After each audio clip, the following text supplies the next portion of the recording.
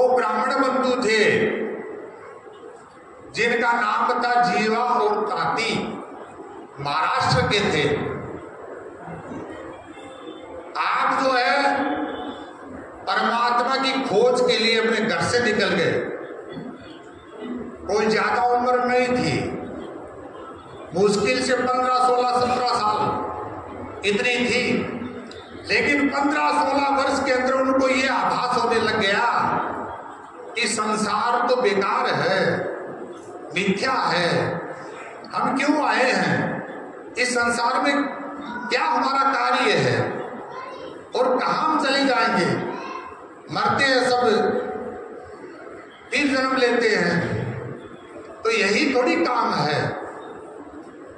उन्होंने दोनों भाइयों ने विचार किया कि हमें सद्गुरु की खोज करना चाहिए, हमें जो है भ्रमण करना चाहिए। वह दोनों बंधु अपने घर से निकल गए और पूरे भारत में भ्रमण किया। अनेक संत महात्मा योगी आचार्य गुरु जिनका भी नाम सुना वहां पहुंच गए और अपनी जिज्ञासा प्रकट किए कि भाई हम जो है जानते नहीं है कि हम कौन हैं, हमारा अपना क्या स्वरूप है, हम कहां से आए हैं, हमें इसका बोध नहीं हो रहा। तो हमें हमारा ज्ञान हो और हम परमात्मा को प्राप्त करना चाहते हैं। जो मिला उन्होंने कहा कि ये कर लो, ये करते रहो, मंत्र जाप कर लो, रामायण पढ़ लो, गीता पढ़ लो, भागवत पढ़ लो, वेद पढ़ लो। उन्होंने कहा ये सब तो हम कर चुके, ये जो है तो हमारे रूटीन में है, हम तो जो है ब्राह्मण कुल में है, हम तो बचपन से ये करते आ रहे हैं, लेकिन अभी तक हमारे अंदर कोई परिवर्तन नहीं हुआ। बंधुओं, कभी हम लोगों ने चिंतन किया कि हम भी तो सब आत्मावान हैं, हम लोग भी तो पूजा पाठ कर रहे हैं, भक्ति में प्रवेश कर चुके हैं, लेकिन अभी तक हमारे अंदर कोई परिवर्तन हुआ नहीं। क्यों नहीं हुआ? सब संतों ने एक मत से कहा, भगवान कृष्ण ने क्या कहा, नाना शास्त्र पठेन लोके नाना देव पूज्यतम, आत्मज्ञान बिन पार्थ सर्व कर्म निरर्थक है। गोस्वामी ने क्या कहा, नैन दिए प्रभु देखन को, पलट अपन में देख विचारी, अंधन खोजत है ग्रंथन में, क्या कागज में है राम लिखाई। अरे बहुत सुंदर अच्छी बात है कि हम जो है उस अध्यात्म की तरफ चल पड़े, हम जो है अच्छे संस्कार की तरफ चल पड़े, लेकिन उसी से काम चलने वाले नहीं है मेरे बंधुओं। परिवर्तन बहुत जरूरी है, क्योंकि गोस्वामी ने क्या कहा कि घट में है सूजत नहीं, लानत ऐसी जिंद, तुलसी से संसार को हो गया मोतियाबिंद। पूरे संसार को तो मोतियाबिंद हो गया। हमारी आपकी क्या स्थिति है? दो विद्वान थे, वो पहुंचे गुरु के पास, वहां वेद पढ़ाया जाता था। कहा हम वेद पढ़ना चाहते हैं गुरु जी, हम अध्यात्म में प्रवेश करना चाहते हैं, कुछ अनुभव प्राप्त करना चाहते हैं। ठीक है, शुरू कीजिए। गुरु ने बता दिया इस तरह करना है, ये अभ्यास करते रहना है। खूब दिन हो गए, काफी दिन निकल गए। एक दिन गुरु ने सोचा कि कुछ परीक्षा लेना चाहिए, तो दोनों को बुला लिया कि भाई क्या कैसी चल रही है प्रगति आपकी, क्या अनुभव हो रहा है, कैसे आप पढ़ रहे हैं, क्या कर रहे हैं। एक जो उनका शिष्य था, जो विद्वान बनने के लिए आया था, उसने गुरुजी सब कुछ समझ लिया, लेकिन एक बात समझ में नहीं आ रही। क्या नहीं आ रही? बोले ऊपर ही ऊपर सबसे पहले लिखा है उपनिषदों गाओ दो गदा गोपाल नंदनम। ये समझ नहीं आ रहा तो गुरु जी ने माथा पीट लिया। ये बस इतनी सी बात समझ में नहीं आई बेटा? बोला नहीं आई। बोले इसमें लिखा है, बोले और सब कुछ समझ में आया लेकिन इसमें दो जो गधे हैं वो समझ में नहीं आए, दो गदा गोपाल नंदनम। गुरु जी ने कहा कि बेटा एक गधा तुम हो, एक गधा मैं हूं, और कौन सा गधा हो सकता? जब तुम्हें समझ में नहीं आता मैं समझा नहीं सकता। तो सबकी तो स्थिति यही है। गोस्वामी ने क्या कहा कि जो घट में है जिसको हम खोज रहे हैं वह क्या है? आत्मा है। और आत्मा कहाँ है? पांच तत्व का पुतला मानुष धरिया नाम, एक तत्व के बिछड़ते विपुल भया सब ठाम। वह एक तत्व निकल जाता है। जब शरीर में आत्मा प्रवेश करती है अज्ञानवश, अपनी सारी शक्ति सबसे पहले किसको देती है? सबसे पहले मन को देती है। मन क्या करता है? मन इंद्रियों को देता है और इंद्रियां क्या करती है? संसार का व्यापार करती है। जो कुछ इंद्रियों के आधार से, मन बुद्धि के आधार से, शरीर के आधार से करेंगे वो सारा मन के अंदर आता है।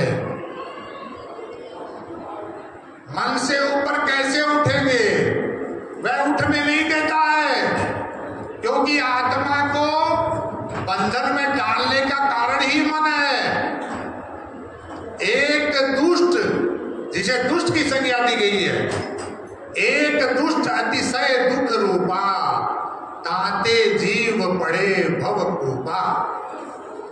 जगत चक्र में मन ही फिरावे, जीव महादुख मन से पावे। ये आत्मा को बंधन में डालने वाला मन है, इसलिए आत्मा का बोध नहीं होता है। क्या कहा संतों ने? एक तत्व है आत्मा, अनुभव में ये आए, करता भोगता सोई है, जन्म मरण दुख जाए। प्राप्नोति स आत्मा, अंतर कर्म फलों को भोगने की इच्छा रखता है, और उस इच्छा का फायदा कौन उठाता है? मन। तो दो ब्राह्मण बंधु जो थे वो ऋषियों के आश्रम में जाए, थक चुके, लेकिन ज्ञान नहीं मिला। ये सब सुनने को मिला, मन को रोको, मन को विषयों से हटाओ, मन को अनुकूल करो, लेकिन ये बताने वाला भी कोई नहीं मिला कि शरीर में मन है कहाँ। तो ब्राह्मण बंधु ने विचार किया, ये सब तो हम भी जानते हैं, संसार में जीने का कोई फायदा नहीं है। क्या करना चाहिए? दोनों को मर जाना चाहिए, आत्महत्या कर लेनी चाहिए। अरे आपके हमारे अंदर तो कोई जिज्ञासा उठती नहीं है कि एक चूल में मेरा मैं कर क्या रहा हूं, मेरा अपना लक्ष्य क्या है? क्या धन कमाना लक्ष्य है? मानव के पास चार जो अहंकार है उसके वशीभूत वो चक्कर काट रहा है। धन का मत है, बल का मत है, जाति का मत है, ज्ञान का मत है, यही मत है चार, और उसी में वो घूम रहा है, लेकिन ये जिज्ञासा नहीं करा। सदगुरु सदाफल देव जी महाराज ने क्या कहा? अरे जिज्ञासा तो करो, कौन हो प्यारे, कहां से आए, यहां वहां कौन पठाया है, या कर भेद मोहे बतलाओ, इसलिए कर्म कमाया है। कर विचार मैं कौन हूं, वो है जगदाधार, कैसे जग उत्पन्न भया, लीन कौन विधि पार। ये संसार कैसे बना, मैं कहां से आया हूं, मरने के बाद कहां चला जाऊंगा? गोस्वामी जी की बात सत्य यही है कि मरने के बाद कुछ प्राप्त होने वाला नहीं है, ये अधम चला जाएगा शरीर। इसलिए जीते जी क्या करना है? जिज्ञासा करनी है। सदगुरुदेव ने क्या कहा? जिज्ञासु होकर विश्व आवे, कर्म गति हमसे पड़े। ब्राह्मण बंधुओं ने एक ऐसी जगह है, आप सभी ने नाम सुना होगा, गुजरात में भरूच एक जिला है, वहां एक नदी है नर्मदा। उस नर्मदा नदी के पास वो पहुंच जाते हैं और पहुंचने के बाद विचार करते हैं कि अब नदी में हमको कूद जाना चाहिए। अच्छा, ब्राह्मण बंधुओं के पास एक प्रमाण और था, लोग उनसे पूछते थे कि भाई आपको मतलब सदगुरु गुरु का क्या प्रमाण, आप कैसे पहचानेंगे? उन्होंने घर से चलते समय छड़ी साथ में लिया था और जहां भी जाते थे वो यही बोलते थे कि इसमें हम आपका चरणों तक लेंगे, चरणों तक इसमें डालेंगे, अगर इसमें कोपल आ जाएगी, फूट जाएगी या अंकुरित हो जाएगी तो हम आपके शरणागत हो जाएंगे। कहीं पर ऐसा हुआ नहीं। अंत में निर्णय लिया आत्महत्या का। नर्मदा नदी पर पहुंच गए और कूदने लगे। जब कूद रहे हैं इतने में वहां पर एक संत प्रकट होते हैं। संत प्रकट होते हैं, रोकते हैं, अरे ठहरो बंधुओं, क्यों कूद रहे हो? क्या बात है? कि हम मरना चाह रहे हैं। तो क्यों मरना चाह रहे हैं? इसलिए मरना चाह रहे हैं कि मानव जीवन का जो लक्ष्य हमको प्राप्त नहीं हुआ और हम हाय झाय माय करके मरना नहीं चाहते। इसलिए इससे अच्छा है कि हम पहले ही शरीर छोड़ दें। तब कैसे आप पहचानोगे उस संत को? आप कैसे पहचानोगे जो आपको ये मार्ग बताए, रास्ता बताए, आपकी आत्मा का ज्ञान कराए कि शरीर में कहां पर उसका वास है? और तुम कम से कम इतना तो जान लिए होंगे कि मन मन करते थक गए। मन को कभी विचार नहीं किया कि कहां शरीर में, जागृत अवस्था में कहां, स्वप्न में कहां, सुषुप्ति में कहां है। कभी चिंतन नहीं किए। सुने सबकी सुन रहे हैं कि मन को रोकना चाहिए, मन को भगवान में लगाना चाहिए। अरे मन भगवान तक पहुंचेगा कैसे? वो तो इंद्रियों से परे है। इसलिए गोस्वामी ने उस मन के विषय में क्या कहा? निर्मल मन जन सो मोहे पावा, मोहे कपट छल छिद्र न भावा, जन्म जन्म मुनि जतन कराही, अंतराम कही आवत नाही। भगवान राम की हम पूजा करते हैं, मैं भी करता हूं, मेरे इष्ट है, क्योंकि रमता राम सबे घट भीतर, सट तीर्थन में खोजन जाई, कीट पतंग में है परिपूर्ण, एक बार न होत जुदाई। वह राम तो हमसे अलग होता ही नहीं है, इसलिए वह तो हमारा इष्ट है ही है। लेकिन उस राम ने क्या कहा कि मैं किसको प्राप्त होता हूं, मैं किसे मिलता हूं? जिसका मन निर्मल है।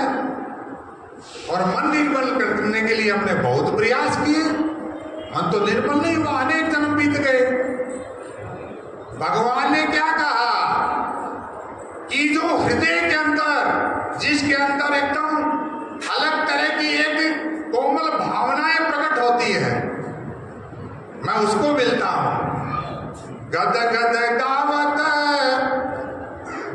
मम गुण गावत पुलक शरीरा, गद गद गिरा नयन भय नीरा, काम क्रोध मद दंभ न जाके, तात निरंतर बस में ताके, काम क्रोध मद मान न मोहा,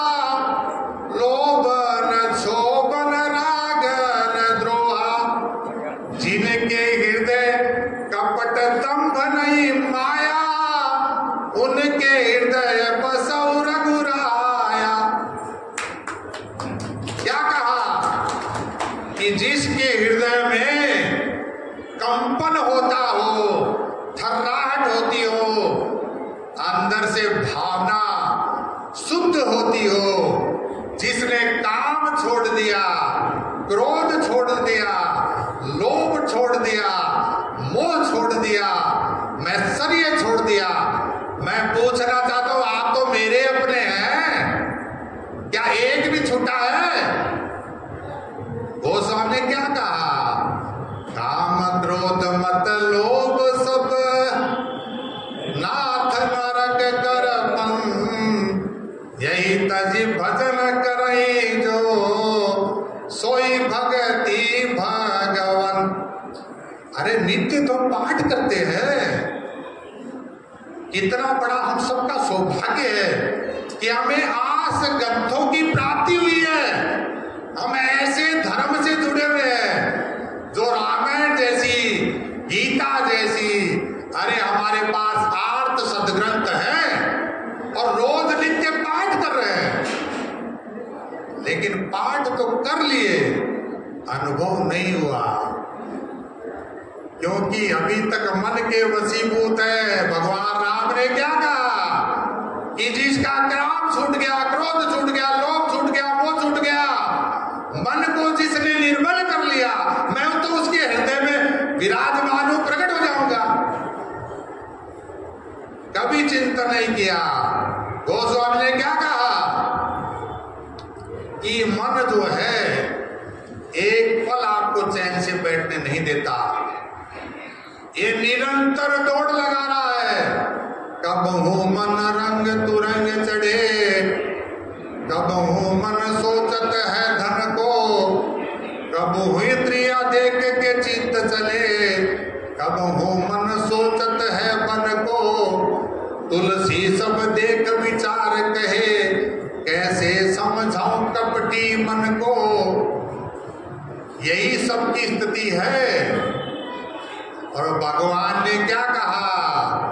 हे अर्जुन, इस मन को रोके बिना कोई अपना अनुभव नहीं कर सकता है, इसलिए जानने योग्य क्या है? तुम सबसे पहले जान लो मन शरीर में कहाँ है। ये जागृत अवस्था में तो परेशान करता ही है, लेकिन स्वप्न अवस्था में भी चैन से सोने नहीं देता, उस समय भी नाना प्रकार के दृश्य दिखाता है। तो ब्राह्मण बंधुओं ने संत से कहा कि प्रमाण हमारे पास ये है कि हमारे पास एक छड़ी है, हम संत का चरणोदक लेते हैं और चरणोदक लेके इस छड़ी में डालते हैं, ये छड़ी हरी हो जाती है, इसके अंदर से कोमल फूट जाती है, तो हम देख लेते कि ये संत हमको पार लगा देगा। जो संत प्रकट हुए उन्होंने कहा एक अंतिम प्रयास और किया जाए। ब्राह्मण बंधु नदी के ऊपर थे, अपने जो कमंडल था उसे जल लिया, संत के चरण धोए और लकड़ी में डाले, लकड़ी में डालते लकड़ी हरी हो गई। जानते हो, आज भी उसकी जगह वो पेड़ उस समय बना और आज भी वे पेड़ वहां पर विद्यमान है। कभी मौका लगे तो जाना, उसको कहते हैं कबीर बट, जो कई किलोमीटर में फैल चुका। तो संत की ऐसी महिमा होती है, और वह संत कब प्राप्त होता है? जब मानव शरीर मिलता है। लेकिन मानव शरीर मिलने के बाद जो दूसरी चीज क्या है? वह है सत्संग, सत्संग की प्राप्ति होना। सत्संग कई तरह के हैं। सतान संग से सत्संग, सज्जन पुरुषों के दर्शन करना, मिलना भी सत्संग है। उनके आचार विचार को धारण करना, गीता रामायण भागवत सुनना, ये भी सत्संग की एक कड़ी है। नित्य प्रति मंदिर जाना, भगवान के दर्शन करना, फूल चढ़ाना, ये भी सत्संग है। लेकिन इनकी कई श्रेणियां हैं।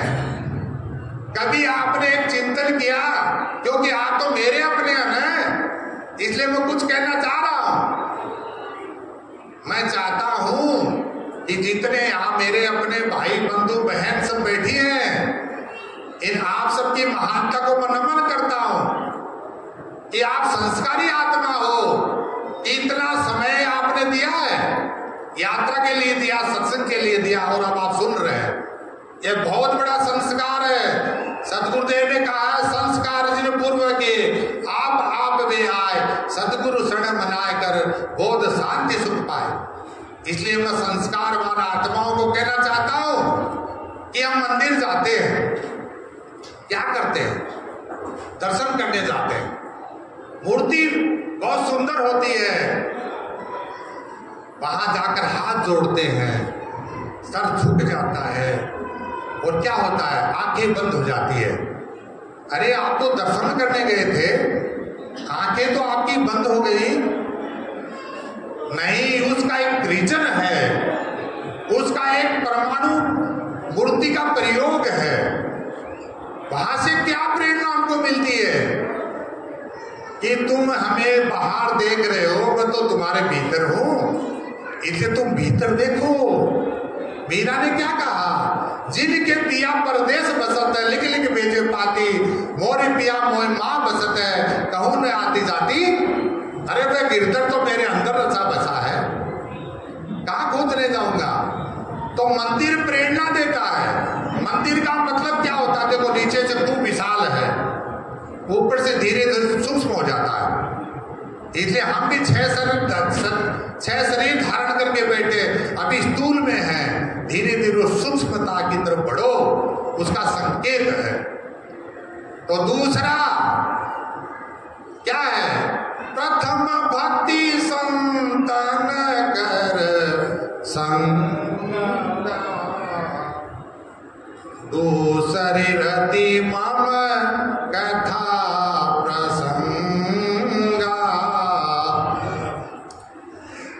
लेकिन गोस्वामी ने क्या कहा कि तात मिले पुण्य मात मिले सुत भ्रात मिले युवती सुखदाई।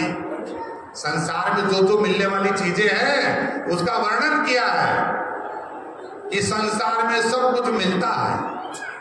तात मिले पुण्य मात मिले सुत भ्रात मिले युवती सुखदाई, राज मिले गज बाज मिले सब साज मिले मन वांछित पाए, लोक मिले पर लोक मिले सुर लोक मिले बैकुंठ को जाए, सुंदर और मिले सब ही सुख संत समागम दुर्लभ भाई।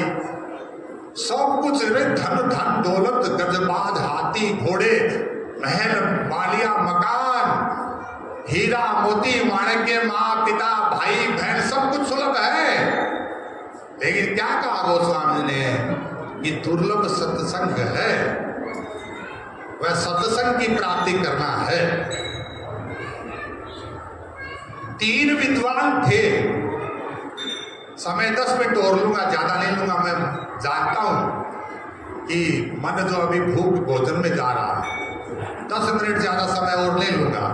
5 मिनट का हम एक सेशन करेंगे, 10 मिनट और लूंगा, क्योंकि बात अधूरी छोड़ना ठीक नहीं है। ले लू ना, आपके आदेश से लूंगा, ले लू? ठीक, आप भाई साहब करें, धन्यवाद।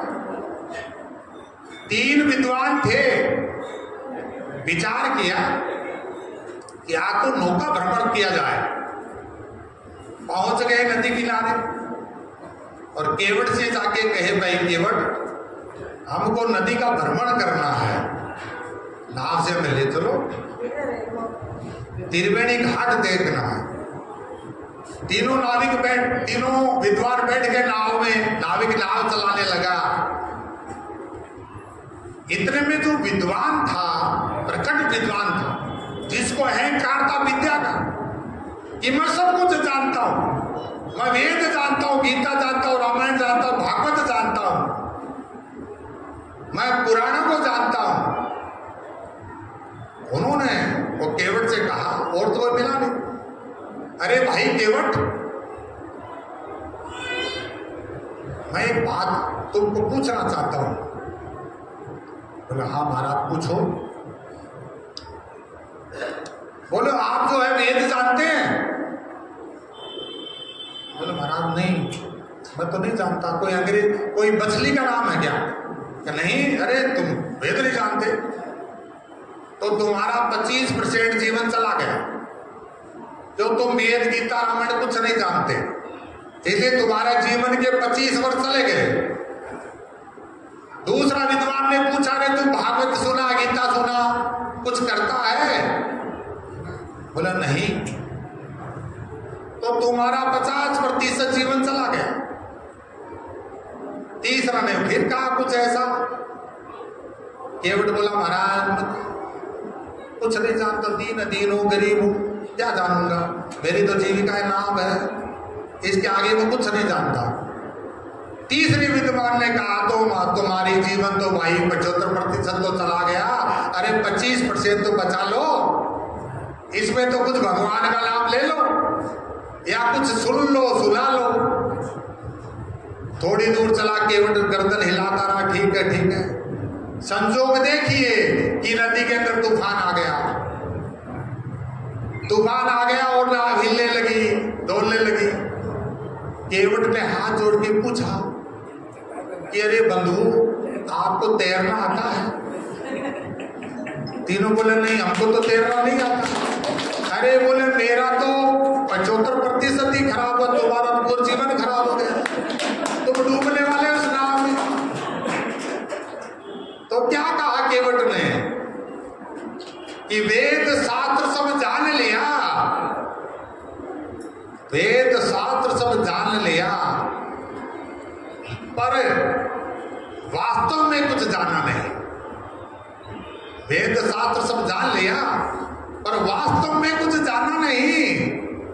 अरे भवसागर में रहते यदि तुमने नाव जाना नहीं, नाव चलाना नहीं, क्या भवसागर में रह के इस नाव को चलाना नहीं जाना तो तुमने कुछ नहीं जाना। तरती जिससे तरनी तुमको, तरती जिससे तरनी तुमको, उस केवट को पहचाना नहीं।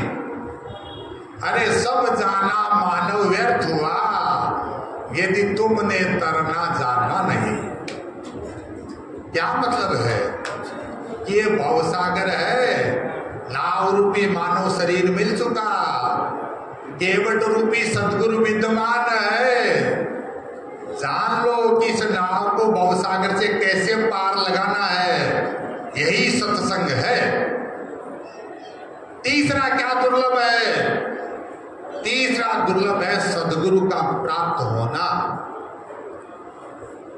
क्या कहा गोस्वामी जी ने कि गुरु के बिना गति मुक्ति नहीं होती। गुरु बिना भवनिधि तरहीन होई, जो विरंची शंकर सम होई। गुरु बिना ज्ञान न होय खगेसा, बिन हरि भजन न मिटहि कलेसा। राम कृष्ण से के बड़ो तेहि तो गुरु की, तीन लोक के वेदनी फिर भी गुरु आधीन। सबने गुरु धारण किया। गुरु का मतलब क्या होता है?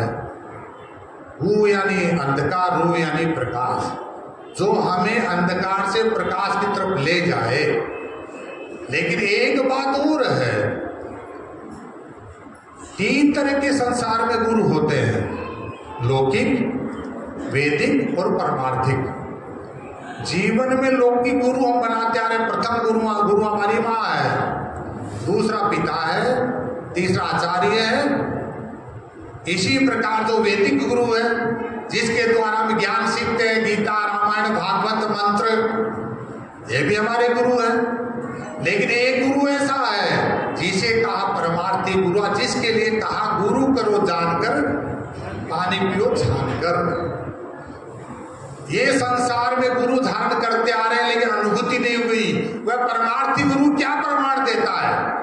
वह परमार्थी गुरु प्रमाण देता है कि तुम जिस मन के वशीभूत हो, तुम जिस मन के अधीन हो, जो मन के चंगुल में हो, परतंत्र हो, वह मन शरीर में कहाँ है वह बता देता है।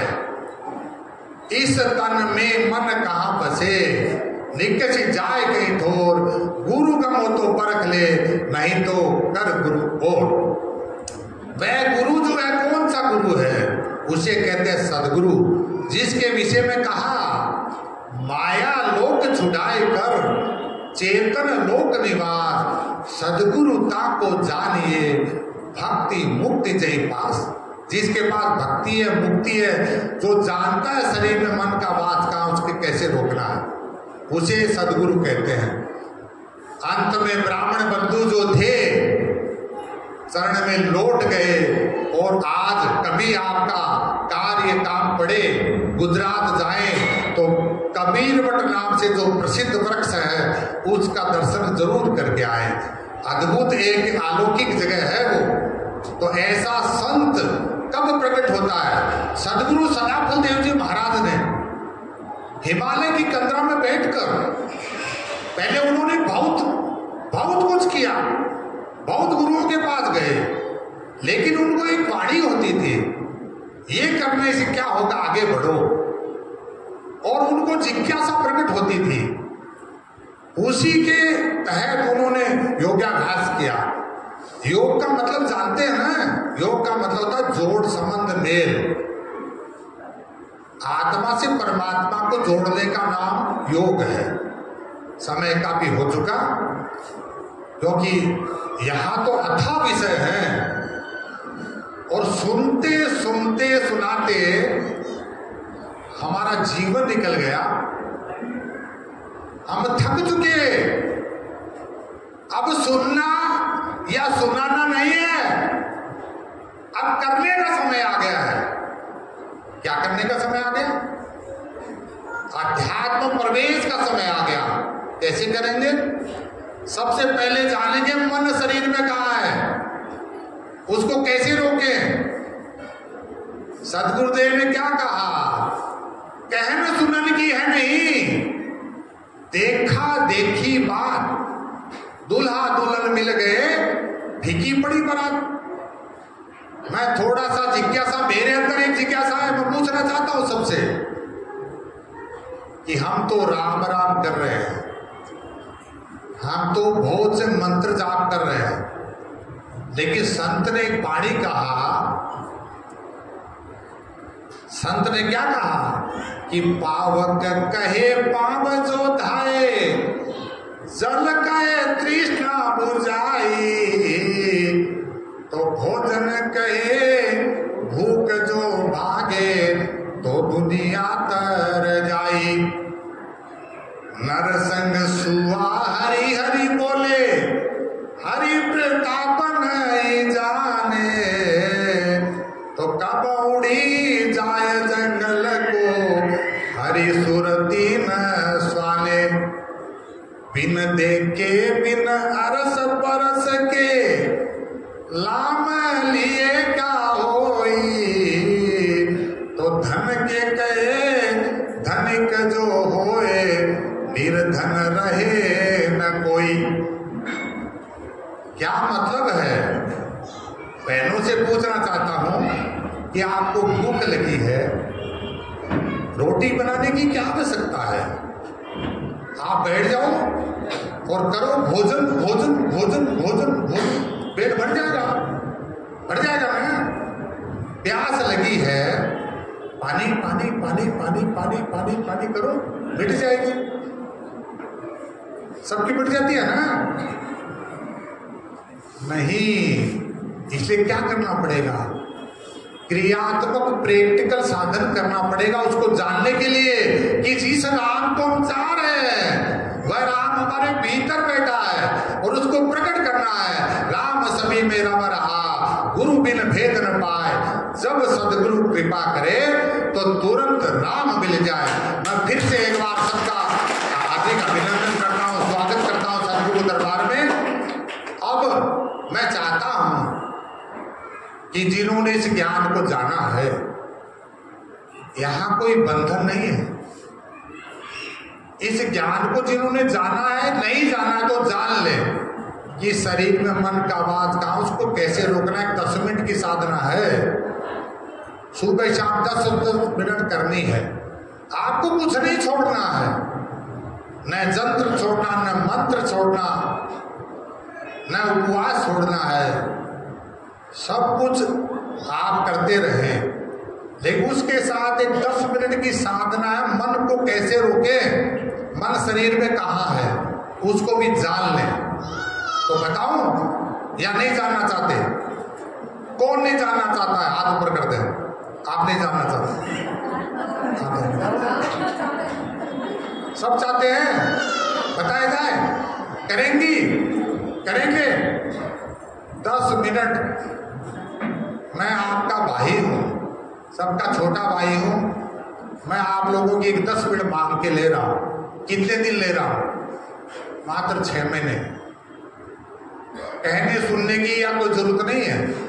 आप जब 6 महीने तक साधना करेंगी अथवा करेंगे, अनुभव करेंगे कि हमारे अंदर क्या क्या परिवर्तन हो रहा है। अरे गुरु तो वह होता है जो तराजू देता है। आपने जो कुछ किया वो तो आपके पास है ना, लेकिन उसके साथ एक रसगुल्ला आपकी थाली में 5 पकवान है, मैं 6ठा रसगुल्ला रख रहा हूं, आपको खाके देखना, चखना है।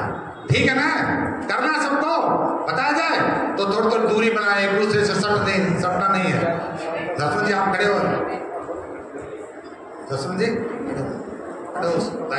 सीधे बैठ जाए, कमर गर्दन सबकी सीधी रहेगी, एक दूसरे से टच नहीं करेंगे।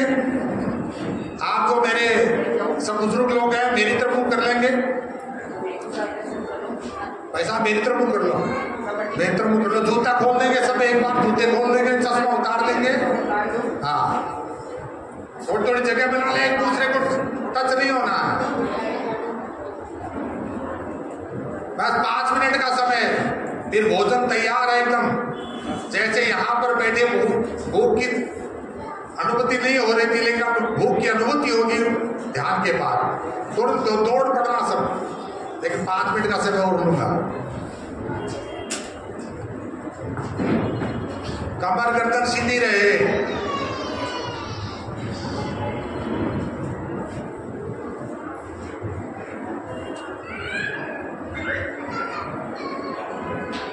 कमर गर्दन सीधी रहे।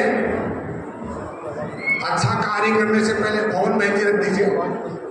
अच्छा कार्य करने से पहले हम ईश्वर को याद करते हैं, परमात्मा को याद करते हैं। प्रार्थना की, परमात्मा की हम प्रार्थना करेंगे। मैं बोलूंगा, मेरे पीछे सब लोग दोहराएंगे। आप लोग भी बैठ जाओ। आप लोग खड़े क्यों हैं? आगे आ जाओ, यहाँ आगे आ जाओ। सब लोग बैठ जाओ, कोई खड़ा नहीं रहे, बैठ जाओ और ध्यान से समझे क्या करना है। तो मैं दोहरा रहा हूं, मेरे पीछे सब दोहराएंगे। ओम भूर्भुवः स्वः तत् सवितुर्वरेण्यं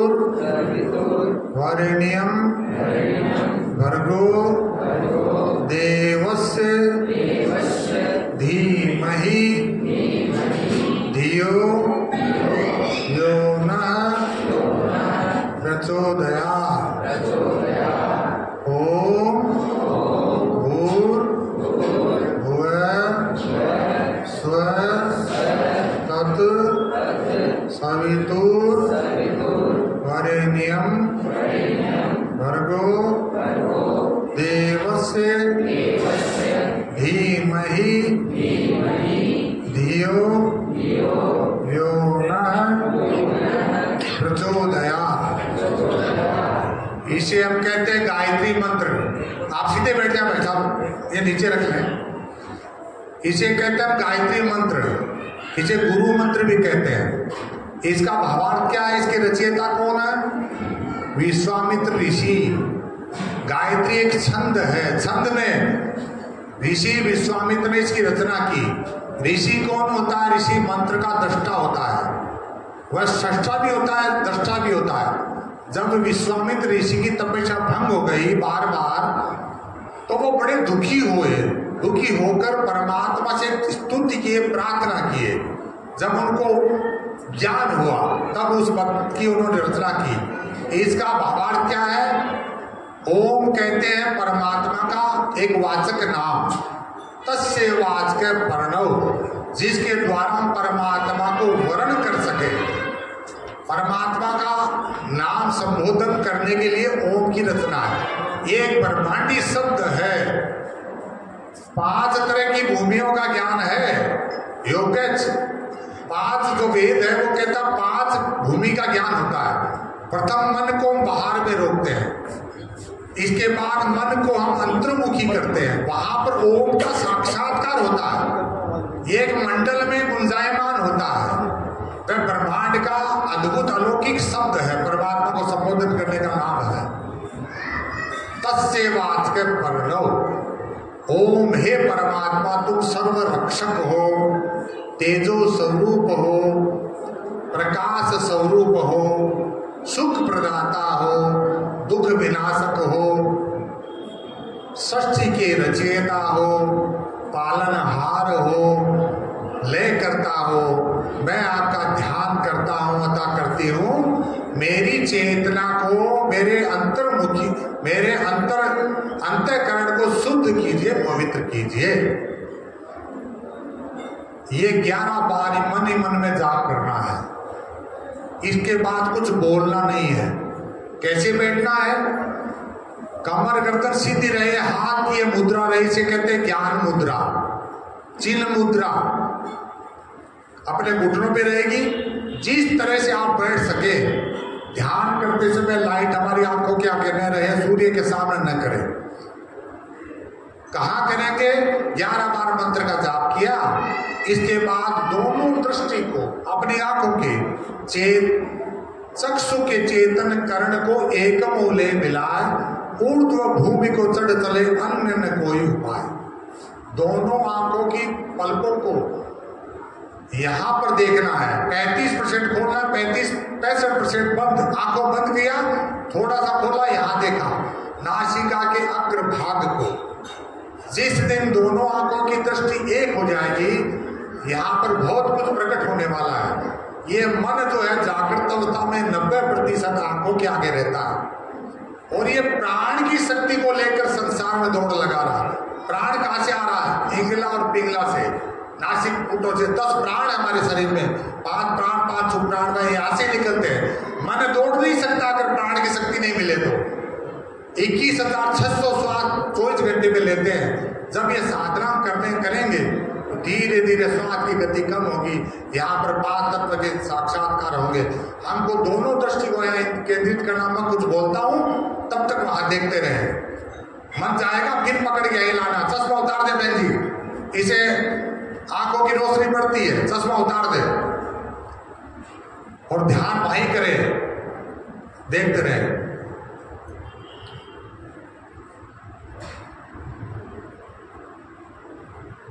सब तो तुमका ज्ञान है,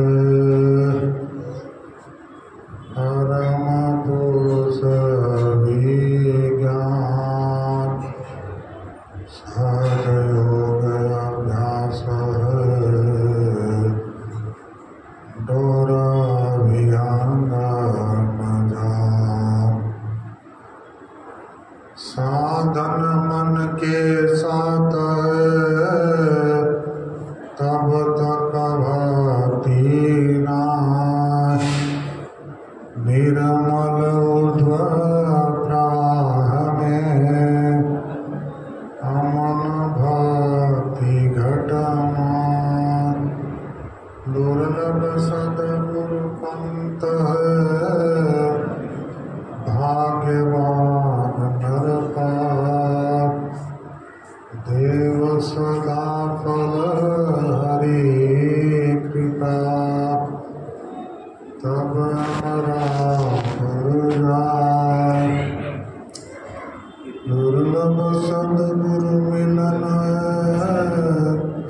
उठो जाओ ध्यान। सद्गुरु को जो शरण लो, दान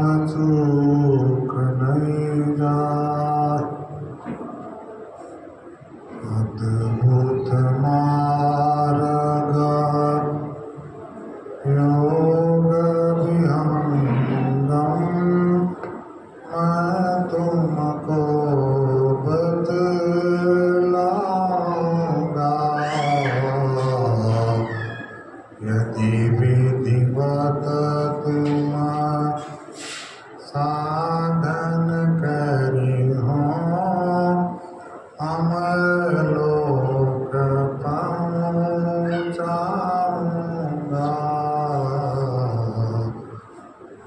अद्भुत मार्ग प्रकृति आधार तोहे छुड़वाऊं। प्रकृति आधार तोहे छुड़वाऊं। निज स्वरूप ठहराऊंगा।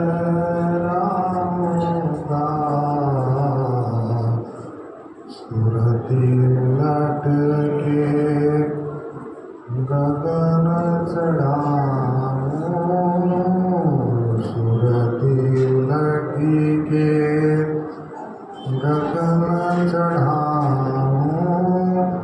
डोरी मकर धराऊंगा। अद्भुत मार्ग सूत रूप तोहे आस बनाऊं। परम पुरुष दिखलाऊंगा।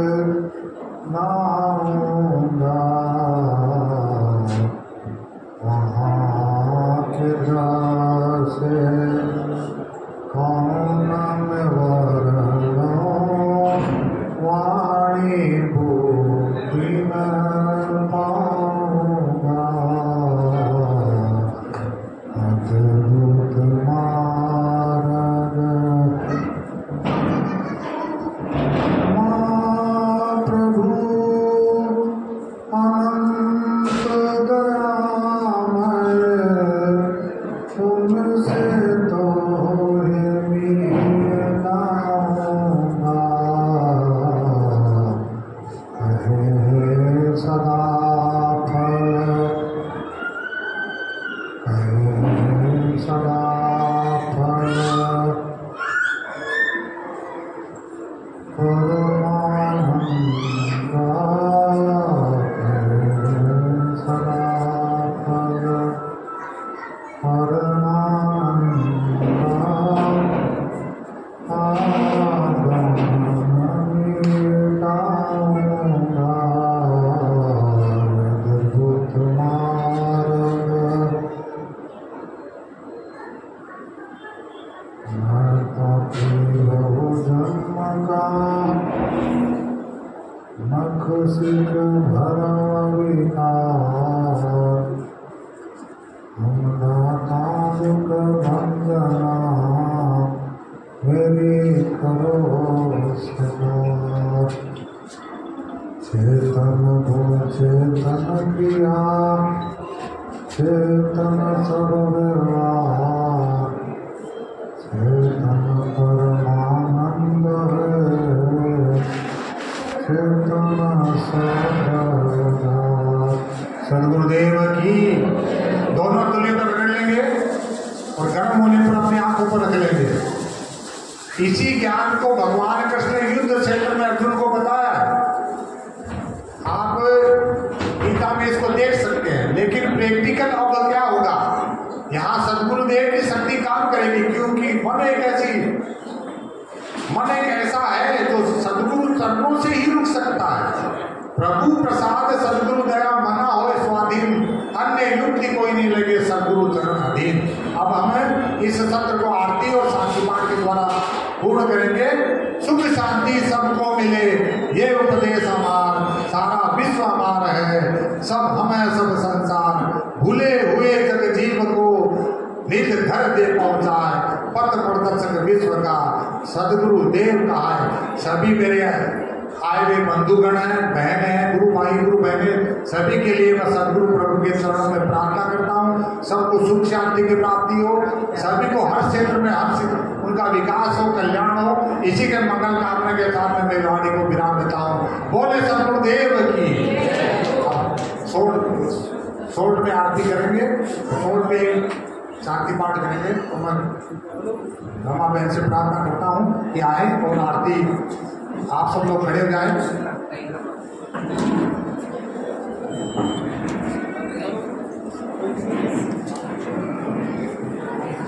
हरे स्वामी गुरुदेव हरे श्री सदानंद के संशय दूर करे जो शरण में आवे सत पद पावे मोहनी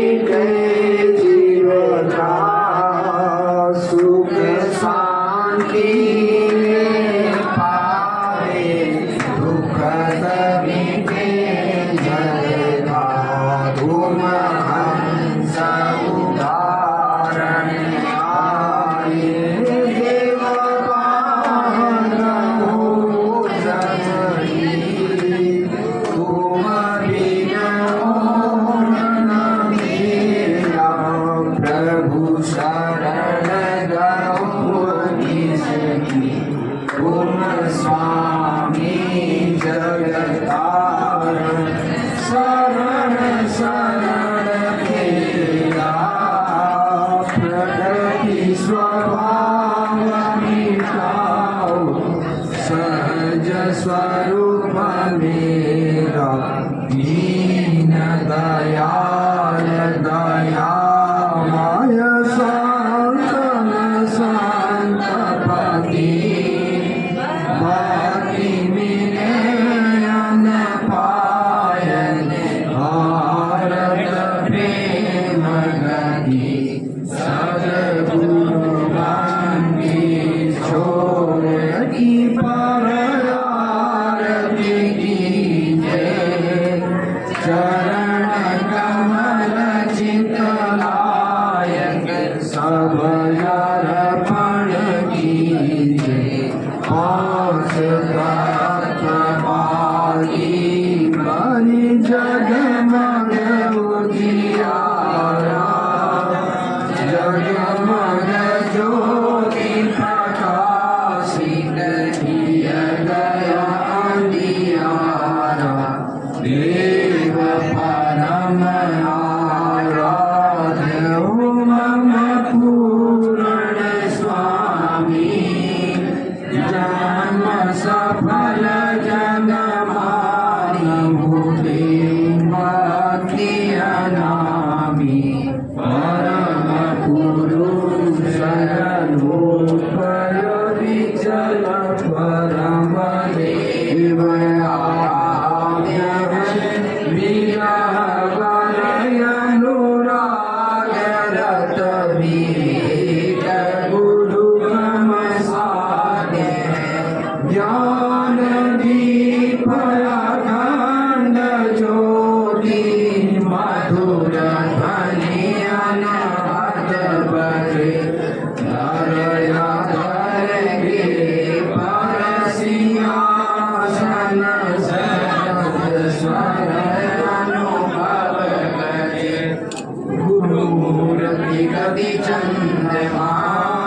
सेवा करने चकोर परत बालक नीलकत गुरु मूर्ति दियो श्वेत श्वेतमय श्वेत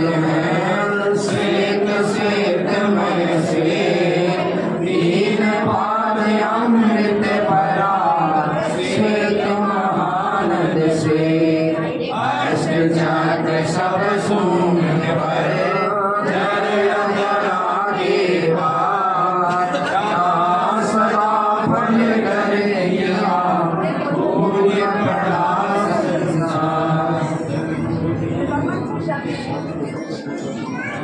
आरती को सभी को पहुंचा दें।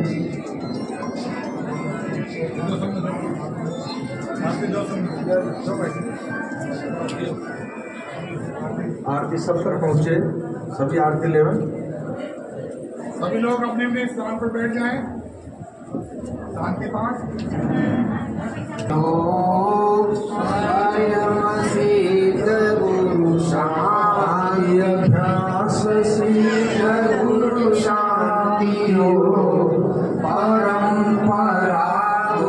शांति संतयंतरी शांति हो मुक्त हंस की शांति पूर्ण ज्ञान की शांति हो भक्ति महासुख शांति सहज समाधि शांति हो जीवन मुक्त की शांति दया धर्म की शांति हो निज स्वरूप की शांति राज त्याग की शांति हो उदासीनता शांति सेवा जित शिष्य शांति हो सत्य शांति हो शांति प्रभु शांति स्वरूप हो शांति शांतिमय शांति शांति शांति जन शांति हो पूर्ण शांतिमय शांति रे प्रभु शांति स्वरूप हो शांति शांतिमय शांति शांति जन शांति हो पूर्ण शांतिमय शांति हे प्रभु शांति प्रदान कर दूर हो सर्व अशांति देव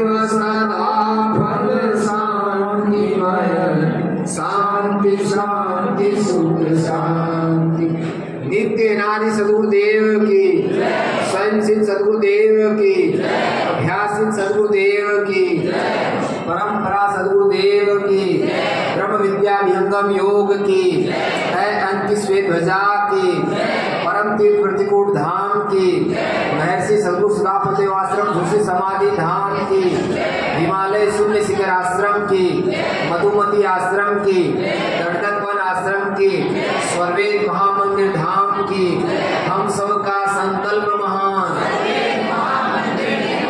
हम सबका संकल्प महान विहंगम योगी करे पुकार विहंगम योगी करे पुकार संकल्प दिव्य निभाएंगे संकल्प दिव्य निभाएंगे प्रेम से बोलिए पूज्य सदगुरु भगवान की